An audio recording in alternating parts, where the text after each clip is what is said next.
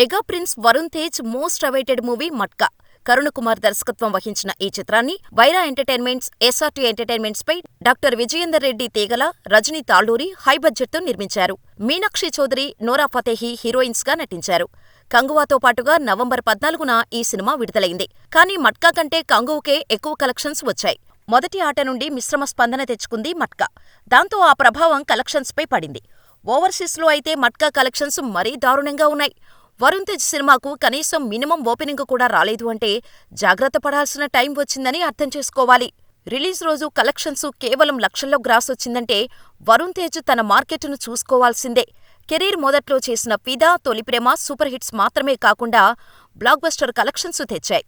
ఆ తర్వాత mass image కోసం ప్రయత్నిస్తూ చేసిన Mister, Loafer, Ghani, Gandeevadhari Arjuna, Operation Valentine వేటికవే బీభత్సమైన ఫ్లాప్స్. మధ్యలో వచ్చిన గద్దలకొండ గణేష్ కాస్త రిలీఫ్ ఇచ్చినా అది రీమేక్. తాజాగా వచ్చిన మట్కా ఫైనల్ రన్ లక్షల్లో ముగిసేలా ఉంది. మెగా బ్రాండ్ ఉన్నా కూడా ఈ విధమైన కలెక్షన్స్ హీరో కెరీర్కు అంత మంచిది కాదనే మాటలు వినిపిస్తున్నాయి. కాబట్టి అర్జెంటుగా వరుణ్ తేజ్కి ఒక డీసెంట్ హిట్ సినిమా పడాలి. లేదంటే అంతే సంగతులు.